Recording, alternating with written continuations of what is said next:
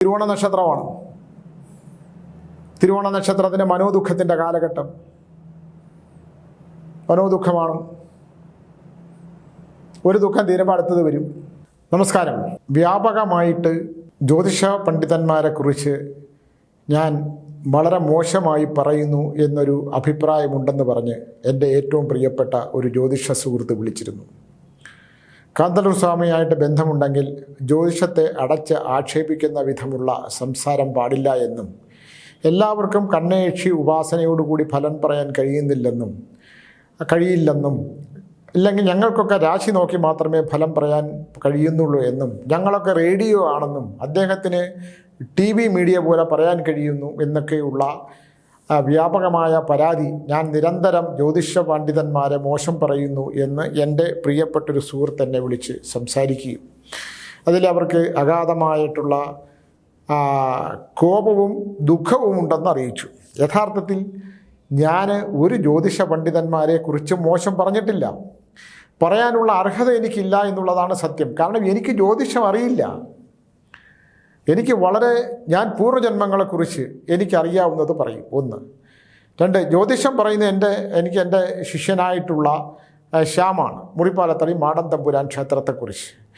മുറിപ്പാലത്തടി മാടൻ തമ്പുരാൻ ക്ഷേത്രത്തെക്കുറിച്ചും ഒരു വിഭാഗം ആൾക്കാർ ഇദ്ദേഹം എന്താണ് കാന്തല്ലൂരിൽ നിന്നോട്ട് കെട്ടിയിറക്കിയതെന്നും ഇദ്ദേഹം എന്തിനാണ് കാന്തല്ലൂർ വിട്ട് വന്നതാണെന്നും ഇദ്ദേഹം തമ്പുരാൻ ക്ഷേത്രത്തെക്കുറിച്ചൊക്കെയുള്ള വളരെ മോശമായിട്ടുള്ള പരാമർശങ്ങൾ കമൻറ്റിലൂടെ എഴുതുന്നത് എന്തിനാണെന്ന് എനിക്ക് മനസ്സിലാകുന്നില്ല. കാരണം ഞാൻ ആരെയും പ്രലോഭിപ്പിച്ച് പണം വാങ്ങുകയോ അല്ലെങ്കിൽ ഇതൊക്കെ ചെയ്ത് പൂജ ചെയ്താൽ പണം മേടുകയോ ഒന്നും ചെയ്യുന്നില്ല. ആകെയുള്ളത് ബലികർമ്മങ്ങൾ ചെയ്യുന്ന ഒരു താന്ത്രിക കർമ്മമുണ്ട്. അത് ചെയ്യുന്നതിനുള്ളതാണ്. ഇത്രയാണ് ഇതിൻ്റെ തുക ചിലവാകുക.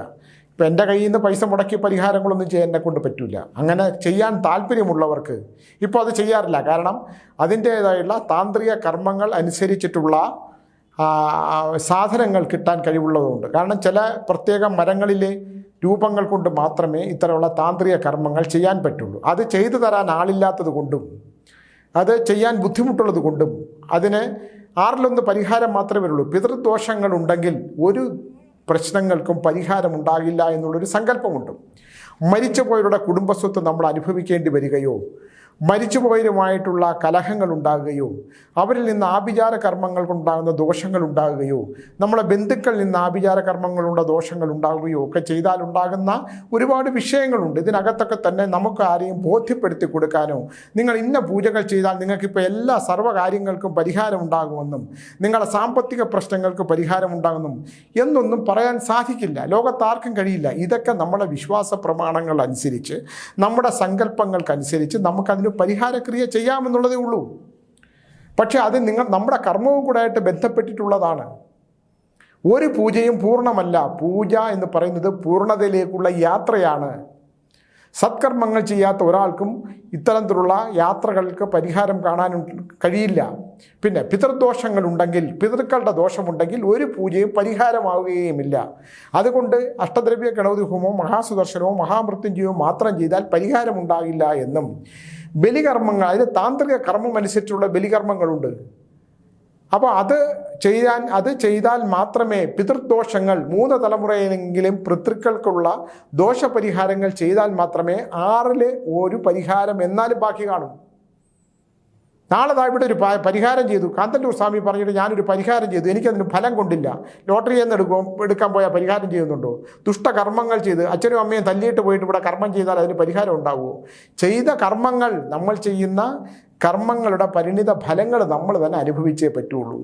എന്തെങ്കിലുമൊക്കെ ഇഷ്ടം കൊണ്ട് എന്തെങ്കിലുമൊക്കെ ചെയ്ത് വെച്ചിട്ട് സ്വാർത്ഥത കൊണ്ടും അത്യാഗ്രഹം കൊണ്ടും എന്തെങ്കിലുമൊക്കെ ചെയ്ത് വെച്ചിട്ട് കാന്തല്ലൂർ സ്വാമിയെ പിന്നെ അദ്ദേഹത്തിൻ്റെ അടുത്ത് പോയി 1000 രൂപ കൊടുത്തോടെ അമ്പലത്തിൽ 1000 രൂപ കൊടുത്തിട്ട് ഞാൻ പരിഹാരം നോക്കി, എനിക്കതൊന്നും ഗുണം ചെയ്തില്ല. ഇല്ലെങ്കിൽ തലക്കാവേരി പോയി കുളിക്കാൻ പറഞ്ഞു, എനിക്കതൊന്നും പരിഹാരമായില്ല. തലക്കാവേരി പോയി കുളിക്കുകയും കുക്കിരി സുബ്രഹ്മണ്യത്തിൽ പോയി സർപ്പസംസ്കാര പൂജയും ചെയ്തിട്ട് സത്കർമ്മങ്ങൾ ചെയ്യണം എന്ന് വീട്ടിൽ ഇരുന്നാൽ ആരും വീട്ടിൽ പണം കൊണ്ട് തരില്ല. നിങ്ങൾ പ്രാക്ടിക്കലായിട്ട് ചിന്തിക്കൂ കാര്യങ്ങൾ. ഹൈന്ദവ സംസ്കാരത്തിൽ പറഞ്ഞിരിക്കുന്ന ചില കർമ്മങ്ങളുണ്ട്. ആ കർമ്മം അനുസരിച്ച് ഞാൻ പൂർവ്വജന്മം നോക്കിയിട്ട് കൃത്യമായ ഫലങ്ങൾ തന്നെയാണ് പറയുന്നത്. അതിന് പിന്നെ ഞാൻ ജ്യോതിഷ പണ്ഡിതന്മാരെയൊന്നും പറഞ്ഞിട്ടില്ല. ജ്യോതിഷ പണ്ഡിതന്മാർ പറഞ്ഞത് ജ്യോതിഷ പണ്ഡിതന്മാർ കാട്ടിക്കൂട്ടുന്നത്. എന്നെ അടുത്ത കാലത്തൊരു സ്ത്രീ വിളിച്ചു. ആ സ്ത്രീ അവർ കഷ്ടപ്പെട്ടുണ്ടാക്കിയ പണമാണ്. ആ കഷ്ടപ്പെട്ടുണ്ടാക്കിയ പണം അവരുടെ ഭർത്താവ് രോഗാവസ്ഥയിൽ കിടക്കുകയാണ്. ഒരിപ്പോഴും ഉണ്ട്, എന്നെ വിളിക്കുന്ന സ്ത്രീയാണ്. ഒരു ജ്യോതിഷൻ അവരുടെ സമ്പത്ത്, അവരിൽ ഉണ്ടായിരുന്ന ആകെ സമ്പത്ത് അവരുടെ നിന്ന് വാങ്ങിച്ചു. അവരുടെ ആ രോഗിയായ ഭർത്താവിൻ്റെ ട്രീറ്റ്മെൻറ്റിനുള്ള പണമാണ്. കുറേ പൂജ പരിഹാരങ്ങളൊക്കെ ചെയ്ത് അവരുടെ കുറച്ച് സ്വർണ്ണമോ എന്തൊക്കെ എടുത്ത് ഇയാൾ ചെയ്ത് അവർ പൈസ ചോദിക്കുമ്പം നിന്നെ കടത്തി കളയുമെന്നാണ് പറയുന്നത്. എല്ലാ ജ്യോതിഷന്മാരുടെ കാര്യമല്ല പറയുന്നത്. എന്നാൽ കേൾക്കുമ്പോൾ അയാളൊരു നല്ല ജ്യോതിഷനാണ്, അയാൾ നല്ല ജ്യോതിഷം പറയുന്ന ആളാണെന്ന് ഞാൻ കേട്ടിട്ടുള്ള ആളാണ്. അങ്ങനെയുള്ള ഒരാൾ എന്തിനാണ് ഇതുകൂടെ ചെയ്യുന്നത്? എൻ്റെ അടുത്താണെങ്കിൽ ഞാൻ കൃത്യമായിട്ട് പറയുന്നത്, ഇത്ര പരിഹാരം ചെയ്താൽ ഇന്നൊക്കെയുള്ള മാറ്റങ്ങൾ ഉണ്ടാകേണ്ടതാണ്, അതിന് ഇത്ര പൈസയൊക്കെ ചിലവാകും. എൻ്റെ കുടുംബത്തിൽ നിന്ന് കൊണ്ടുവന്ന് ഞാനും ടീച്ചറുടെ ബുക്ക് വിറ്റ് ജീവിക്കുന്ന പൈസയെന്ന് എടുത്ത് അതൊന്നും ചെയ്യാൻ പറ്റില്ല. ഇത് നിങ്ങൾക്ക് ഇഷ്ടമുണ്ടെങ്കിൽ മാത്രം ചെയ്യുക. ഇത്രയും പരിഹാരങ്ങൾ ഉണ്ടാകുകയാണ്. സ്വാമി പരിഹാരം ചെയ്തു തന്നു. നാളെ ഇപ്പോൾ ലോട്ടറി അടിച്ചിട്ട് കിട്ടിയില്ല സ്വാമി, ഞാൻ 10 ലോട്ടറി എടുത്തു, 10ഉം കിട്ടിയില്ല എന്ന് പറയുന്നതിനകത്തൊന്നും കാര്യമില്ല. ഇതൊക്കെ ചെയ്യുന്നതിന് സങ്കല്പങ്ങൾക്കും അത്തരം വിശ്വാസങ്ങൾക്കനുസരിച്ചിട്ടുള്ള കാര്യങ്ങളൊക്കെ ചെയ്യണം.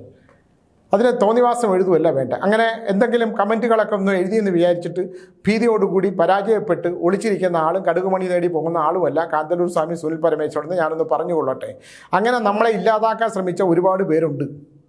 സത്കർമ്മങ്ങൾ ചെയ്യുന്നവർക്ക് ചില പീഡന അനുഭവങ്ങളൊക്കെ ചിലപ്പോൾ അനുഭവിക്കേണ്ടി വരുമായിരിക്കും. പക്ഷേ ആത്യന്തികമായ ജയം മാത്രമല്ല, ആത്മാഭിമാനത്തിന് ക്ഷതമേൽപ്പിക്കുന്ന സംഭവം ഉണ്ടെങ്കിൽ അതിന് ഇവിടെ കോടതിയും നിയമവും നീതിയും ഒക്കെ ഉണ്ട്. അവിടെ വരെയൊക്കെ പോയി അതിനുവേണ്ടി പോരാടി സത്യത്തിന് വേണ്ടി പോരാടാൻ ഒരു മടിയുമില്ലാത്ത ആൾ തന്നെയാണ് ഞാൻ. ഇല്ലെങ്കിൽ സ്വന്തം മുഖം കാണിച്ചിട്ട് എഴുതണം. മുഖമില്ലാതെ വന്ന് എന്തെങ്കിലും തോന്നിവാസങ്ങളൊക്കെ എഴുതി അല്ലെങ്കിൽ വല്ല യൂട്യൂബ് ചാനലിൽ കൂടെയൊക്കെ കണ്ടിട്ട് വന്നിട്ട് കാന്തല്ലൂർ സ്വാമിയെ ഇപ്പോഴങ്ങ് ഇല്ലാതാക്കി കളയാമെന്ന് ആരെങ്കിലും വിചാരിക്കുന്നുണ്ടെങ്കിൽ അതൊക്കെ അങ്ങ് മനസ്സിൽ വെച്ചാൽ മതിയെന്ന് ഞാൻ അങ്ങോട്ട് പറയുകയാണ്. നല്ല തീയിൽ മുളച്ചിട്ട് തന്നെയാണ് ഞാൻ ഇങ്ങോട്ട് വന്നിരിക്കുന്നത് കേട്ടോ. അപ്പോൾ അതുകൊണ്ട് അങ്ങനെ കുറേ ആൾക്കാർ ഇപ്പോൾ ഇറങ്ങിയിട്ടുള്ളതായിട്ട് ഞാൻ അറിഞ്ഞു. അതൊക്കെ കയ്യിൽ വെച്ചോണ്ടാൽ മതി. മുറിപ്പാലത്തറി മാടന്തമ്പുരാൻ ക്ഷേത്രത്തിൽ ഹിതമല്ലാത്ത എന്തെങ്കിലും നടക്കുന്നതായിട്ട് നിങ്ങൾക്ക് അറിയാമോ? ഹിതമല്ലാത്ത ചില ആൾക്കാരുണ്ട്. അതാരാണെന്ന് നല്ല പോലെ അറിയാം. ഇന്നലെ ഞാൻ എൻ്റെ വീടിൻ്റെ അവിടെ ചെല്ലുമ്പം കുറേ ഉപ്പും കുറേ കുങ്കുമവും കുറേ പിന്നെ ഉപ്പും മഞ്ഞളും എന്തൊക്കെ ആയിട്ട് കുഴച്ച് എൻ്റെ വീട്ടിൽ ഞാനും ടീച്ചറും രാത്രി ഇന്നലെ ഞങ്ങൾ ശുചീന്ദ്ര അമ്പലം വരെ ഒന്ന് പോയി. തിരിച്ചു വന്നപ്പോൾ അവിടെ വെറ്റിലമാലയും ഇടയ്ക്ക് ഞാൻ അവിടെ ഹനുമാസ്വാമിക്ക് പോയിട്ട്, നമ്മുടെ കാന്തല്ലൂരിൽ ഹനുമാസ്വാമി കാവലുമാണ്, അതേ ഹനുമാസ്വാമിയുടെ പ്രതിഷ്ഠയുണ്ട്. അത് പണ്ടുകാലത്ത് അവിടെ അവിടെ യാഗശാല കിട്ടുന്ന സമയത്ത് അവിടെ ഒരു ആപ്പിൾ മരം നിന്നിരുന്നു. അപ്പോൾ ഈ ആപ്പിൾ മരം മറിഞ്ഞു വീണപ്പോൾ ഞാൻ നോക്കുമ്പോൾ എല്ലാം കല്ലുകൾ അടുക്കി വെച്ചേക്കുന്നു. ഞാൻ നാട്യശാസ്ത്രത്തിൽ പോയിട്ട് മധുസൂദന പണിക്കരത്ത് അരൂർ പോയിട്ട് ഞാൻ മധുസൂദന പണിക്കരെടുത്ത് ഈ നാട്യശാസ്ത്രം എടുത്തപ്പോൾ അത് ഭൃഗുമഹർഷി യാഗം ചെയ്ത സ്ഥലവും ആ സ്ഥലത്ത് ഹനുമാസ്വാമി കിടക്കുകയായിരുന്നെന്നും അതിൻ്റെ കുറച്ച് വടക്കോ പടിഞ്ഞാറോ മാറിയിട്ട് കാന്തല്ലൂർ സീതയും ശ്രീരാമനും താമസിച്ച സ്ഥലമാണെന്നും അങ്ങനെ കാന്ത എന്ത നല്ല ഊരാണെന്ന് പറഞ്ഞ് കാന്തല്ലൂരായതെന്നുമാണെന്നുള്ള ചരിത്രമുണ്ട്. അവിടെ ഗുഹയൊക്കെ ഉണ്ട്, ശ്രീരാമന് താമസിച്ച ഗുഹയൊക്കെ ഉണ്ട്. ഒരുപാട് ആൾക്കാർ ടൂറിസ്റ്റുകൾ വന്ന സ്ഥലം കാണുന്ന സ്ഥലമാണ്. അപ്പോൾ ഈ ആപ്പിൾ മറിഞ്ഞു വന്നപ്പോൾ ഇത് യാഗസ്ഥലമായതുകൊണ്ട് ഞാനിവിടെ ഒരു യാഗശാല കെട്ടി അവിടെ ഞാൻ ഹോമങ്ങൾ, ഭദ്രകാളിയാണ്, കൊടും ഭദ്രകാളിയാണ്, 12-13 അടി പൊക്കമുണ്ട്. ഭദ്രകാളിയെ വെച്ചിട്ടുണ്ട്. അതിന് മുമ്പിൽ നമുക്ക് കുളിപ്പിക്കാനും നമുക്ക് പൂജ ചെയ്യാനും ഒക്കെ ആയിട്ടുള്ള ശിലയിലുള്ള പ്രതിഷ്ഠയൊക്കെ ഉണ്ട്. വാർത്താളി ക്ഷേത്രമുണ്ട്, പ്രത്യങ്കര ക്ഷേത്രമുണ്ട്, നാഗങ്ങളുണ്ട്, ശിവലിംഗമുണ്ട്, എല്ലാം പുറത്താണ്. അപ്പോൾ ഒരു നല്ല 3ആയിട്ടൊരു ആൽമരം കിളിച്ച് വരുന്നുണ്ട് അവിടെ. അതുപോലെ തന്നെ എന്നെ അത്ഭുതപ്പെടുത്തുന്നത് അവിടെ പ്രത്യങ്കരയുടെ പുറകിലൊരു ഏഴിലം പാല. അവിടെ ആ കുന്നിൻ്റെ പുറത്ത് ആ സമുദ്രനിരപ്പിൽ നിന്ന് 6000 അടി ഉയരമുള്ള ആ സ്ഥലത്ത് ഒരിക്കലും അതൊന്നും വളരുന്നതല്ല. എൻ്റെ ആശ്രമത്തിൻ്റെ പവിത്രതയും ശക്തിയും ആ ശക്തിയൊന്നും ആർക്കും ചോദ്യം ചെയ്യാൻ പറ്റില്ല. അതിൽ തൊട്ട് കളിച്ചവർക്കെല്ലാം നന്നായിട്ട് ക്ഷതമേറ്റിട്ടുണ്ട്. ചിലർ ഈ ഭൂമിയിൽ ഇല്ലാതായിട്ടുണ്ട്. അവിടെ സ്ത്രീകൾക്ക് തന്നെ വന്നാൽ, സ്ത്രീകൾക്ക് ഞാനും ടീച്ചറും തന്നെ ചിലപ്പോൾ ഇതെടുത്താണ് താമസിക്കുന്നത്. ചില ദിവസം അവിടുത്തെ ഒരു എനർജി അങ്ങനെയാണ്. അവിടെ സ്ത്രീകൾ വന്നാൽ പൊക്കോണം, അവിടെ കിടക്കാനൊന്നും പറ്റില്ല. അപ്പോൾ അങ്ങനെയാണ്. അതൊരു സന്ധ്യ ആയി കഴിഞ്ഞാൽ അവിടെ സ്ത്രീകൾക്ക് നിൽക്കാനും പറ്റില്ല. ഒരു 6 മണി വരെ തന്നെയാണ് അവിടെ സാധ്യതയൊക്കെ ഉള്ളത്. ഇല്ലെങ്കിൽ ഞാനുള്ള സമയത്ത് അവിടെ വന്ന് പൂജ പരിഹാരങ്ങളും വല്ലതും ഉണ്ടെങ്കിൽ ആ പൂജ കഴിച്ച് പോകാം. അങ്ങനെയൊക്കെയുള്ള ഒരുപാട് അവിടെ ആ കാന്തല്ലൂർ ആശ്രമത്തിൻ്റെ ഒരു വലിയ ശക്തിയുണ്ട്. ആ പവിത്രത കാത്തു സൂക്ഷിക്കുന്നതാണ് അവിടെ ആ ആശ്രമം. ഇന്നും അതുകൊണ്ട് തന്നെ ഹേമാംബി ആശ്രമം നിങ്ങൾക്കിപ്പോൾ ഗൂഗിളിൽ അടിച്ചാൽ കാണാം കാന്തല്ലൂർ ആശ്രമം. ഇപ്പോൾ ഞാൻ 16-ാം തീയതി അവിടെ സർപ്പപൂജ വെച്ചിട്ടുണ്ട്. അതാണ് അവിടെ മുഴുവൻ നാഗങ്ങളാണ്, ഞാൻ പറഞ്ഞിട്ടുള്ളതാണ്. 14-ാം തീയതി വന്നാൽ 15-ാം തീയതി വന്നാൽ 16-ാം തീയതി സർപ്പപൂജ കഴിഞ്ഞിട്ട് ഉച്ച കഴിഞ്ഞിട്ട് അവർക്ക് മടങ്ങിപ്പോകാം. അത് നമ്മൾ പറഞ്ഞിട്ടാണല്ലോ ചെയ്യുന്നത്. മാടൻകോവിലാണെങ്കിൽ പോലും എന്താണ്, ഞാൻ അവിടെ വളരെ മുമ്പേ തന്നെ അനൗൺസ് ചെയ്യും. 20-ാം തീയതി മുതൽ 25-ാം തീയതി വരെ ഞാൻ അവിടെ ഫലങ്ങൾ പറയുന്നുണ്ട്. രാശിയില്ലാതെ തന്നെയാണ് ഫലം പറയുന്നത്. അത് നമ്മുടെ ജ്യോതിഷ പണ്ഡിതന്മാരൊന്നും ഞാൻ പറഞ്ഞില്ല. അതിൻ്റെ താഴെ വന്ന് അനാവശ്യങ്ങളും തോന്നിവാസമൊന്നും എഴുതിയിട്ട് കാര്യമൊന്നുമില്ല. ജ്യോതിഷന്മാർ ജനങ്ങളെ പറ്റിക്കുകയാണെന്ന് ഞാൻ പറഞ്ഞിട്ടുണ്ടെങ്കിൽ അത് പറ്റിക്കുന്നവരെ കുറിച്ചാണ് പറഞ്ഞിട്ടത്. ജ്യോതിഷ പാണ്ഡിത്യം നന്നായിട്ട് കൈകാര്യം ചെയ്യുന്നത്, ജ്യോതിഷത്തെക്കുറിച്ച് നല്ല ജ്ഞാനമുള്ളവരുണ്ടെന്ന് നല്ലവണ്ണം ബോധത്തോടു കൂടിയാണ് സംസാരിക്കുന്നത്. അതല്ലാത്ത ഒരുപാട് പേരുണ്ട്.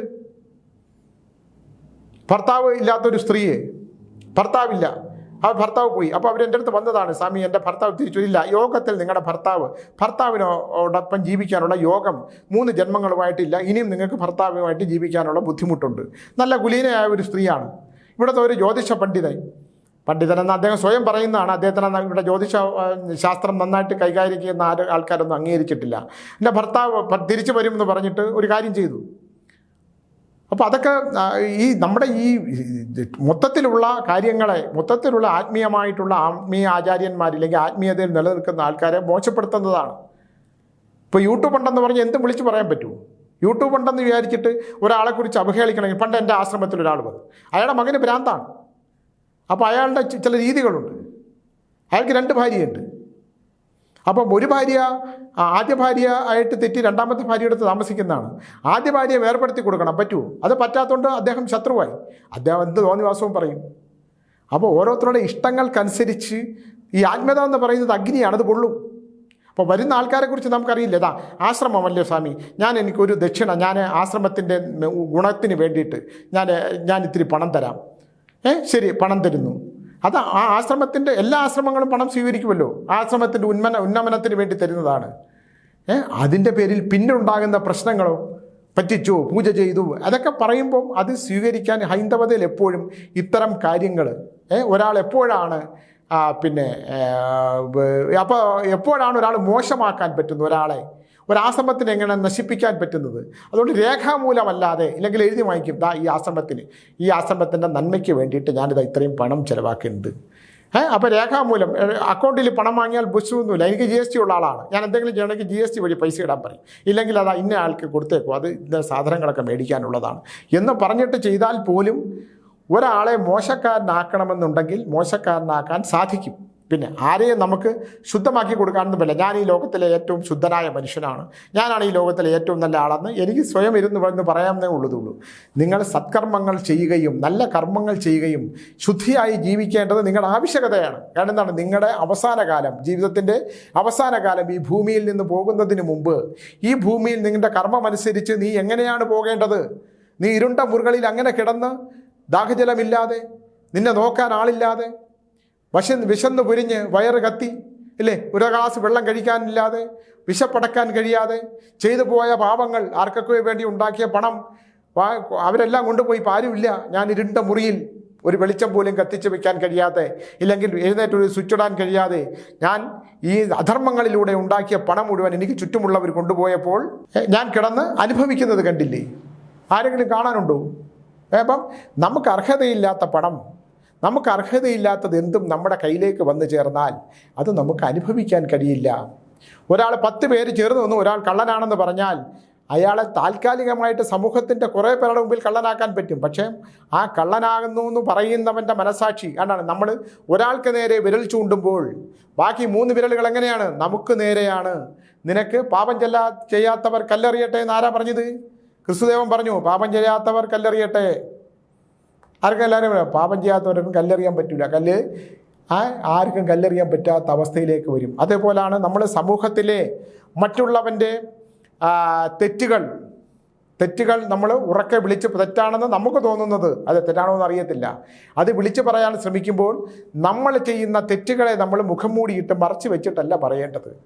മനുഷ്യരാണോ അവൻ തെറ്റ് ചെയ്തിരിക്കും അറിയാതെ. അവൻ ചെയ്തു പോയ തെറ്റിൽ നിന്ന് അവൻ ഇത് തെറ്റാണ് ഞാൻ ചെയ്തത് എന്ന് തിരിച്ചറിഞ്ഞുകൊണ്ട് ആ തെറ്റിൽ നിന്ന് നമ്മൾ തിരിച്ചറിയാൻ നമ്മൾ ആ മാറ്റം സംഭവിക്കണം. ഇന്നലെ ഒരാളെ രീതിയാക്കണോ, ഇയാൾ എന്താണെന്നാണ് ഈ വന്നിരുന്ന് പറയണത്, വായിൽ തോന്നുന്നത് കോതയ്ക്ക് പാട്ടെന്ന് പറയുന്ന പോലെ താങ്കൾ കേൾക്കേണ്ട സുഹൃത്തെ, എൻ്റെ മുമ്പിലേക്ക് വരുന്നതും എനിക്ക് ശരിയെന്ന് തോന്നുന്ന കാര്യങ്ങളല്ലേ ഞാൻ പറയുന്നുള്ളൂ. താങ്കൾ എൻ്റെ ഈ DNA ചാനലിലെ വീഡിയോ കേൾക്കണമെന്ന് ഞാൻ വല്ല നിർബന്ധവും പറഞ്ഞു? ഒരാൾ എന്നെ വിളിച്ച് പറഞ്ഞല്ലോ, സ്വാമി ദൈവത്തെ ഓർത്ത് 7 മണിക്ക് വന്നിരുന്നത് പറയാതിരിക്കൂ. താങ്കൾ കേൾക്കേണ്ട സുഹൃത്തെ, താങ്കൾക്ക് വേറെ ഒരുപാട് ചാനലുകളുണ്ടല്ലോ, രാഷ്ട്രീയം പറയുന്ന ചാനലുകളും ആത്മീയത പറയുന്ന ചാനലുകളും പാട്ടയിൽ കേൾക്കാനുള്ള ഒരുപാട് ചാനലുകളുണ്ടല്ലോ. താങ്കൾ അത് കണ്ടോളൂ. താങ്കൾ എന്താണ് ഞാൻ പറയുന്നത് കേട്ട് അസ്വസ്ഥനാകുന്നത്? അതിന് അസ്വസ്ഥമാവേണ്ട ആവശ്യമില്ലല്ലോ. ഞാൻ മാട്രിമോണിയലിൽ നിന്നാണ് കല്യാണം കഴിച്ചത്, എനിക്കിതുവരെ ഒരു പ്രശ്നമില്ല. താങ്കൾ മാട്രിമോണിയൽ വരുന്നതൊക്കെ മോശമെന്ന് പറയുന്നു. ഞാൻ എൻ്റെ അനുഭവത്തിൽ നിന്നല്ലേ പറഞ്ഞുള്ളൂ. മാട്രിമോണിയൽ വഴി നല്ല മാട്രിമോണിയൽ പരസ്യം ചെയ്യുന്നവരും ഉണ്ട്, ഇല്ല എന്ന് പറയില്ല. മാട്രിമോണിയൽ വഴി നല്ല ബന്ധങ്ങൾ നോക്കി അവർ തമ്മിൽ പരസ്പരം സംസാരിച്ച് ബന്ധങ്ങളുണ്ടാക്കി നല്ല സൗഹൃദം കല്യാണം കഴിച്ച് പോകുന്നവരും ഉണ്ട്. പക്ഷേ ചിലർ ഇതൊരു വരുമാന മാർഗമാക്കി നാട്ടുകാരെ പറ്റിക്കുന്നതെന്നേ ഞാൻ പറഞ്ഞിട്ടുള്ളൂ. നിർബന്ധിതനാകുന്നു. നല്ല ജാതകം, അപ്പോൾ 10,000-20,000 രൂപ കൊടുത്താൽ 2 പാട്ടോ അയച്ചു കൊടുക്കും. അവയാകുമ്പോൾ വീണ്ടും പറയും. അങ്ങനെ എന്നെ നേരിട്ട് കണ്ടും അല്ലാതെയും പറയുന്ന പരിഹാരങ്ങളെ ഞാൻ പറഞ്ഞു, ആൾക്കാരുടെ പരാതികളെ ഞാൻ പറഞ്ഞിട്ടുള്ളൂ. അതിനെ മറ്റുള്ളവരെ ചീത്ത പറഞ്ഞിട്ട് കാര്യമില്ല. ഇത് ഞാൻ പറയുന്നത് നിങ്ങൾക്ക് ഇനി വല്ല എന്തെങ്കിലും സംശയമുണ്ടോ? സംശയം ഉണ്ടെങ്കിൽ നേരിട്ട് വന്നോളൂ. പിന്നെ രണ്ടാമത്, ഞാൻ ഫോൺ എടുക്കുന്നില്ല എന്നുള്ളൊരു പരാതി. ഞാനുള്ള സമയം ഫോൺ എടുക്കും. ഞാൻ എന്തിനാണ് അവിടെ വരുമ്പം കാന്തല്ലൂർ മുറിപ്പാലത്തടി മാടന്തമ്പുഴ ക്ഷേത്രത്തിൽ വരുമ്പോൾ എൻ്റെ 2 നമ്പരും കൊടുക്കും. നിങ്ങൾ ലാൻഡ് ഫോൺ നമ്പറിൽ വിളിച്ചാൽ ഞാൻ എപ്പോഴും ഉണ്ടാകില്ല. ഇല്ലെങ്കിൽ അവിടെ 2 നിലയുണ്ട്, ഞാൻ മുകളിലത്തെ നിലയിലായിരിക്കും. എടുത്താൽ ഞാൻ ഉണ്ടെങ്കിൽ ഫോൺ എടുക്കും. എല്ലാവരും ഫോൺ വിളിക്കുമെന്ന് പറഞ്ഞാൽ രാവിലെ മുതൽ അവിടെ ഇരിക്കാൻ പറ്റില്ലല്ലോ. എഴുതുന്ന സമയമാണെങ്കിൽ ഞാൻ എടുക്കാൻ പറ്റില്ല, യാത്ര ചെയ്യുന്ന സമയമാണെങ്കിൽ പറ്റില്ല. അതിനെൻ്റെ മൊബൈൽ നമ്പർ ഞാൻ തന്നിട്ടുണ്ടല്ലോ. നിങ്ങളിപ്പോൾ കാന്തല്ലൂർ സ്വാമി എടുത്ത് പറഞ്ഞ് പരിഹാരം ചെയ്ത് കഴിഞ്ഞാൽ കോടിക്കണക്കിന് രൂപ ഉണ്ടാകുമെന്നും എൻ്റെ എല്ലാ പ്രശ്നങ്ങൾക്കും പരിഹാരം ഉണ്ടാകുമെന്നും എൻ്റെ ദുഃഖങ്ങൾക്ക് പരിഹാരം ഉണ്ടാകുമെന്ന് വിചാരിച്ചാൽ നടക്കണ കാര്യമല്ല. ഇതിനൊക്കെ നിങ്ങൾ എന്ത് പരിഹാരം ഉണ്ടെന്ന് പറഞ്ഞാലും കർമ്മഫലങ്ങൾ പിന്തുടരുന്നു. നീ ചെയ്യുന്ന കർമ്മങ്ങൾക്കനുസരിച്ചിട്ടുള്ള കാര്യങ്ങൾ നിങ്ങൾ അനുഭവിച്ച് തീർക്കാനേ പറ്റുള്ളൂ. ഞാൻ പൂജ പരിഹാരങ്ങൾ കൊണ്ട് നിങ്ങൾക്ക് പരിഹാരം ഉണ്ടെന്ന് വിചാരിക്കുന്ന ആളല്ല. ഒരു പരിധിവരെ എത്രയോ പേരുടെ വസ്തു സ്വാമി പറഞ്ഞല്ലോ, എൻ്റെ വസ്തു വിറ്റുപോയി, ഇല്ലെങ്കിൽ ഈ വസ്തു വിൽക്കാൻ പറ്റില്ല കേട്ടോ. അതിൻ്റെ ഓരോ ലെയറിൽ ഇന്നൊരാളൊരു വസ്തു ഞങ്ങളുടെ വീട്ടിൻ്റെ അടുത്തുള്ളതാണ്, വെമ്പായത്തിൻ്റെ അടുത്ത് അങ്ങോട്ടുള്ളൊരു വസ്തുവാണ്. ആ വസ്തുവിൻ്റെ ഞാൻ പറ്റി നിങ്ങളുടെ വീട്ടിൻ്റെ അവിടെ എവിടെയാണ് നിങ്ങളുടെ അമ്പലം, എവിടെയാണ് ഈ സർപ്പത്തിൻ്റെ ഉണ്ടായിരുന്ന സ്ഥലം? ഈ മോളിലെ ജലം മുഴുവൻ ഇറങ്ങി ഒരു സ്ഥലത്ത് വന്നിട്ട് സർപ്പബന്ധനം ഉണ്ടായിട്ടുണ്ട്. ഈ വസ്തു വിൽക്കാൻ പറ്റില്ല. വിറ്റാലും അവിടെ ബാത്റൂമൊന്നും കെട്ടാൻ പറ്റില്ല. അശുദ്ധമായ ജലമോ അശുദ്ധിയായിട്ട് സാധനങ്ങളോ കിടക്കാൻ പറ്റില്ല. ഒരു കോഴിയുടെ ഒരു നായിൻ്റെ പോലും ഇത് വിടാൻ പറ്റില്ല. അത് അത്രയും പവിത്രമായ സ്ഥലമാണ്. അങ്ങനെയുള്ള ഒരുപാട് ഈ കാക്കക്കാഷ്ടം വീണ് പോലും ദുരിതം ഉണ്ടാകുന്ന ചില സ്ഥലങ്ങളുണ്ട്. ഇങ്ങനെ ഒരുപാട് ഭൂമിയെ സംബന്ധിച്ചിടത്തോളം പറയുവാണെങ്കിൽ പോലും ഒരുപാട് സ്ഥലങ്ങളുണ്ട്. വാസ്തുവിനെ സംബന്ധിച്ചിട്ടുള്ള ഒരുപാട് സ്ഥലങ്ങളുണ്ട്. പിന്നെ എന്നെ സംബന്ധിച്ചിടത്തോളം സ്വാമി ഒന്ന് നോക്കണമെന്ന് പറഞ്ഞാൽ എനിക്ക് എൻ്റെ ഉപാസനാമൂർത്തിയുടെ അനുഗ്രഹമില്ലാത്തൊരു സ്ഥലത്ത് എനിക്ക് പോകാൻ പറ്റില്ല. അത് ഞാൻ ആദ്യം പറയും, ഞാൻ വരാം. പക്ഷേ എനിക്ക് എൻ്റെ ഉപാസനാമൂർത്തിയുടെ അനുഗ്രഹം വേണം. അത് നിങ്ങൾ എന്തൊരു ഉപാസനാമൂർത്തി, നിങ്ങൾ ആരാണാവോ, നിങ്ങളെന്നൊരു അനുഗ്രഹം വാങ്ങിച്ചുകൊണ്ട് ഇങ്ങോട്ട് വരുമെന്നൊക്കെ ആൾക്കാർ പറഞ്ഞാൽ പിന്നെ ശത്രുവായിട്ടൊന്നും കാര്യമില്ല. ഉള്ളത് ഇതിപ്പോൾ ഇങ്ങനെ പറ്റുള്ളൂ. അയാൾ ഇനി നിങ്ങളെക്കുറിച്ച് നിങ്ങൾ ഇപ്പം എന്നെയോ എന്നെപ്പോലുള്ളവരോ എന്ത് പറഞ്ഞാലും ഒരു അനുവാദം വാങ്ങിച്ച് മാത്രമേ വരാൻ പറ്റുന്ന ചില സ്ഥാനങ്ങളുണ്ട്. സ്വാമി വണ്ടി പിടിച്ച് തരാം, പൈസ എത്രയാണെന്ന് വെച്ചാൽ പറഞ്ഞാൽ സ്വാമി ഇവിടം വരെ വരുമെന്ന് പറഞ്ഞാൽ ഞാൻ ഇവിടം വരെ വെറുതെ വന്ന് നിങ്ങളുടെ പൈസ വാങ്ങിച്ചുകൊണ്ട് വന്ന് ആ ദുരിതവും ദുഃഖവും ഒന്നും എനിക്ക് ഇങ്ങോട്ട് എടുക്കാൻ പറ്റില്ല. ഉത്തമ ബോധ്യമില്ലാത്ത ഒരു കാര്യം ചെയ്യുകയില്ല. അങ്ങനെ പണം സമ്പാദിക്കാതിരിക്കുന്ന ആളുമല്ല. ഇത് പറയാൻ ഒരുപാട് കാരണങ്ങളുള്ളത് കൊണ്ടാണ്. ലക്ഷക്കണക്കിന് കൊണ്ടുവച്ചാൽ അത് വാങ്ങിച്ച് എനിക്കോ ടീച്ചറിനോ അത് ഉപയോഗിക്കുകയും വേണ്ട. ഒരുപാട് അങ്ങനെ എന്നെയോ എൻ്റെയെന്ന് ഞാൻ പറഞ്ഞത് കാന്തല്ലൂർ സ്വാമി എന്ന് പറയുന്ന ആത്മീയമായി യാത്ര ചെയ്യാൻ ആഗ്രഹിക്കുന്ന, ജീവിതത്തിൽ ആഗ്രഹങ്ങളെല്ലാം മാറ്റിവെച്ച ഒരാളാണ് ഞാൻ. ഒരാഗ്രഹങ്ങളും ജീവിതത്തിൽ ബാക്കിയില്ല. അങ്ങനെ ഒരാളെ താറടിച്ച് കാണിക്കാനും ചവിട്ടിത്തേക്കാനും എന്നൊക്കെ വിചാരിച്ച് ഞാനുള്ളത് ശരിയെന്നുള്ളതിലേ പറയുന്നത്. സ്വാമി പറഞ്ഞ തെറ്റാണ്. ഞാൻ പറഞ്ഞല്ലോ, ജ്യോതിഷ പണ്ഡിതന്മാരെക്കുറിച്ച് എല്ലാ പണ്ഡിതന്മാരും ഒരു 3% ആൾക്കാർ ജ്യോതിഷത്തെ ചൂഷണം ചെയ്യുന്നുണ്ടെന്ന് ഞാൻ ഉറപ്പിച്ച് പറയുവാണ്. മാട്രിമോണിയൽ പരസ്യം കൊടുത്താൽ അവർ ചൂഷണമുണ്ട്, ഒരു നല്ല ശതമാനം ആൾക്കാരും ചൂഷണം ചെയ്യുന്നുണ്ടെന്നും ചൂഷണമില്ലാത്ത നല്ല വിഭാഗക്കാരുണ്ടെന്ന് ഞാൻ പറയുന്നുണ്ടല്ലോ സത്യസന്ധമായിട്ടുള്ളത്. ഇപ്പോൾ മനോരമയുടെ മാട്രിമോണിയലുണ്ട്, അവരാരെയും പറ്റിക്കുന്നതായിട്ട് എനിക്കറിയത്തില്ല. ഇപ്പോൾ കല്യാൺ ജൂലേഴ്സ് തുടങ്ങിയിട്ടുണ്ടെന്ന് പറയുന്നു. അവർ വളരെ ക്ലിയർ ആയിട്ട് പറയുന്നുണ്ട്, പരസ്പരം പെണ്ണ് വീട്ടുകാരെയും ചെറുക്കൻ വീട്ടുകാരെയും സംസാരിക്കാനുള്ള സംവിധാനം ഉണ്ടാക്കുന്നത്. അതൊന്നും ഇല്ലാതെ പണം മേടിക്കുന്ന എത്രയോ പേരുണ്ട്. ഇതൊരു തന്നെ ജീവിത മാർഗ്ഗം. ഒരിക്കൽ വിളിക്കുന്ന പെൺകുട്ടിയല്ല പിന്നെ വിളിക്കുന്നത്, ആ കുട്ടി പോയി കേട്ടോ, ഞാൻ പുതിയ പെൺകുട്ടിയാണ്, വീണ്ടും നിങ്ങൾ 10,000-20,000 രൂപ ഇട്ടോളൂ എന്ന് പറഞ്ഞ് എൻ്റെ തെളിവിലുള്ള അനുഭവത്തിലുള്ള എത്ര പേരുണ്ട്? എന്തിനാണ് ഇങ്ങനെ മാട്രിമോണിയൽ പരസ്യം കൊണ്ട് ജീവിക്കുന്നത്? അത് പറയുന്നത് തെറ്റൊന്നുമില്ല. അങ്ങനെ തെറ്റുകൾ ചൂണ്ടിക്കാണിക്കാൻ പറ്റാവുന്ന തരത്തിലുള്ള വിഷയങ്ങൾ മാത്രമേ അവതരിപ്പിക്കാറുള്ളൂ. അതുകൊണ്ട് ഞാൻ ഒന്നുകൂടെ പറയുകയാണ്, വസ്തു വിൽക്കണം എന്നുണ്ടെങ്കിൽ വസ്തു വിറ്റ് കടബാധ്യതയുണ്ട്, അതുകൊണ്ട് പൂർവികർ ഉണ്ടാക്കി തന്ന വസ്തു വിറ്റ് എനിക്കിപ്പോൾ കടങ്ങൾ തീർത്തിട്ട് ഇവിടെ വിട്ട് എങ്ങോട്ട് പോകണമെന്ന് വിചാരിച്ചാൽ അത്തരമുള്ള ആൾക്കാർ എൻ്റെ അടുത്ത് വരാതിരിക്കുന്നതാണ് ഏറ്റവും നല്ലത്. പിന്നെ വന്നാൽ തെളിയുമെങ്കിൽ ഞാൻ ഫലം പറഞ്ഞു തരും. പൂർവ്വജന്മം പറയും, ഈ ജന്മം പറയും, സംഭവിക്കാൻ പോകുന്നുള്ളതും പറയും. ഉത്തമത്തിൽ ഇപ്പോൾ പെൺകുട്ടിക്ക് കല്യാണം വേണ്ട, വിവാഹം വേണ്ട സ്വാമിയും, അവൾക്ക് ഇങ്ങനെയാണ് എന്ന് പറഞ്ഞാൽ അവൾക്ക് അങ്ങനെ ഒരു ബന്ധമുണ്ടെങ്കിൽ ആ ബന്ധം ഉണ്ടെന്ന് തന്നെ പറയാം, ബന്ധമുണ്ടെന്ന് തന്നെ പറയും. ആ കുട്ടി കല്യാണം കഴിക്കില്ല കേട്ടോ, ആ കുട്ടിക്ക് ഇങ്ങനൊരു ബന്ധമുണ്ട്, ആ ബന്ധം അത് നിലനിൽക്കില്ല, അത് കല്യാണത്തിന് ഇന്ന ദോഷങ്ങളുമുണ്ട്. അത് പറയാൻ വളരെ പറഞ്ഞു എന്നുള്ളത് പറഞ്ഞു എന്ന് തന്നെ പറയാൻ ഒരു മടിയുമില്ല. അതിന് കള്ളസ്വാമിയാണ്, അയാൾക്ക് വേറെ വല്ല ജോലിയില്ലേ, അയാൾ എന്തിനാണ് വന്നിരുന്നത് ഇങ്ങനെയൊക്കെ പറയണമെന്ന് പറഞ്ഞാൽ കുറേ പേർ ഇറങ്ങിയിട്ടുണ്ട്. തളർന്നു പോകുന്നില്ല എന്ന് തന്നെയാണ് ഞാൻ പറയുന്നത്. അങ്ങനെയൊന്നും തളരാനുള്ള ആളുമല്ല. പറയാൻ പറ്റുന്ന കാലം വരെ പറയുകയും ചെയ്യും, കേൾക്കാൻ ആളുന്ന കാലം വരെ കേൾക്കുകയും ചെയ്യും. 1-2 പേര് ഇതങ്ങോട്ട് ഈ കള്ളവും ചതിയും ഒക്കെ ചെയ്ത് തോന്നിവാസവും ചെയ്ത് താടിയും മുടിയൊക്കെ വളർത്തി തോന്നിവാസങ്ങൾ ചെയ്തുകൊണ്ടിരുന്നാൽ അത് എൻ്റെ മുമ്പിൽ വന്നാൽ വിളിച്ച് പറയുകയൊക്കെ ചെയ്യും. അങ്ങനെ പേടിപ്പിക്കാനൊന്നും ആരും ശ്രമിക്കേണ്ട എന്നും കൂടെ ഞാൻ ഇതുകൊണ്ട് ഓർമ്മിപ്പിക്കുകയാണ്. തിരുവോണ നക്ഷത്രമാണ്. തിരുവോണ നക്ഷത്രത്തിൻ്റെ മനോദുഃഖത്തിൻ്റെ കാലഘട്ടം, മനോദുഃഖമാണ്. ഒരു ദുഃഖം തീരുമ്പോൾ അടുത്തത് വരും, പിന്നെ അടുത്തത് വരും. സന്താന പരമ്പരകൾക്ക് ദോഷമുണ്ടാകുന്ന കാലം, മനോദുഃഖത്തിൻ്റെ ഒരു കാലഘട്ടം.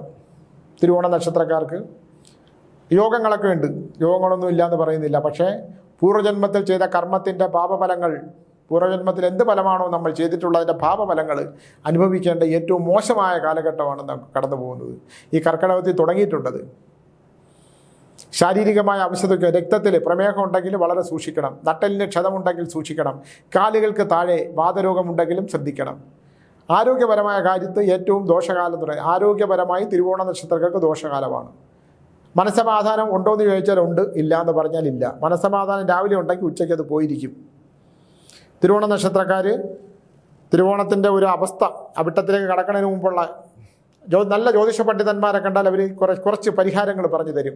ആ പരിഹാരങ്ങൾ ചെയ്യുക മാത്രമല്ല, ഗുരുവായൂരുമായിട്ട് ബന്ധപ്പെട്ടിട്ട് ഭഗവാൻ കൃഷ്ണൻ ക്ഷേത്രത്തിലുള്ള വഴിപാടുകൾ നടത്തണം, ഭഗവാൻ കൃഷ്ണനെ ഭജിക്കണം.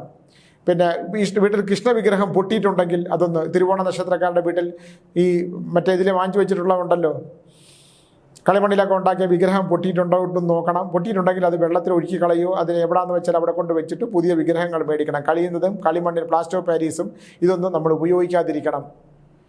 അടുക്കളയിൽ അഗ്നി സൂക്ഷിക്കേണ്ട കാലഘട്ടം. ഗ്യാസൊക്കെ തുറന്നു വിട്ടിട്ട് പാചകം ചെയ്താൽ അഗ്നിയിൽ പൊള്ളലേൽക്കാനുള്ള ഒരു അവസ്ഥയുണ്ട്.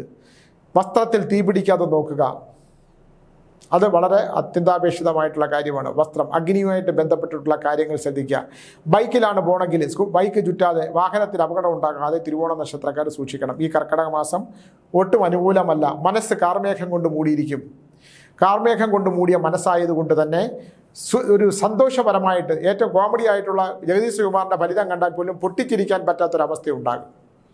മനസ്സിന് കുറച്ചുകൂടെ ശക്തി, മനസ്സിന് ശക്തി. പിന്നെ വേണ്ടപ്പെട്ട ഒരാൾ ചതിക്കപ്പെടേണ്ട, വേണ്ടപ്പെട്ട ഒരാൾ മനോദുഃഖമുണ്ടാക്കുന്ന, സന്താനമാണെങ്കിൽ സന്താനങ്ങളിൽ നിന്ന്, ഭർത്താവിൽ നിന്നാണ് ഭർത്താവ്, ഭാര്യയിൽ നിന്നാണെങ്കിൽ ഭാര്യയിൽ നിന്ന്, ഇല്ലെങ്കിൽ കുടുംബക്കാരിൽ നിന്ന്, സഹോദരങ്ങൾക്ക് കേട്ടാൽ ഇഷ്ടമില്ലാത്ത തരത്തിലുള്ള ദുഃഖങ്ങളുണ്ടാകുകയും, മരിച്ചുപോയ സഹോദര സ്ഥാനങ്ങളുണ്ടെങ്കിൽ അവരുടെ പിതൃദോഷങ്ങൾ, അവരുടെ പിതൃക്കളുടെ ദോഷങ്ങൾ, മരിച്ചവരുടെ ദോഷങ്ങൾ എന്ന് പറഞ്ഞാൽ ആ ദോഷവശങ്ങൾ, സഹോദരങ്ങളുടെ സ്ഥാനത്തുള്ള ആ ദോഷങ്ങൾ, അവർക്കുണ്ടാകുന്ന ദോഷങ്ങൾ കൂടെ നമ്മളിൽ കൂടെ ബാധിക്കാൻ കാരണമുള്ളത് കൊണ്ട് ബലികർമ്മങ്ങൾ ചെയ്യുന്നത് വളരെ, ഈ കർക്കിടക മാസത്തിലെ ബലി വളരെ കൃത്യമായിട്ട് ചെയ്ത് അതിൽ നിന്നൊക്കെ ഈ മനസ്സിനെ നമ്മുടെ ഹൈന്ദവ വിശ്വാസങ്ങൾ അനുസരിച്ചിട്ടുള്ള കാര്യങ്ങളൊക്കെ ചെയ്താൽ വളരെ നല്ലതാണ്.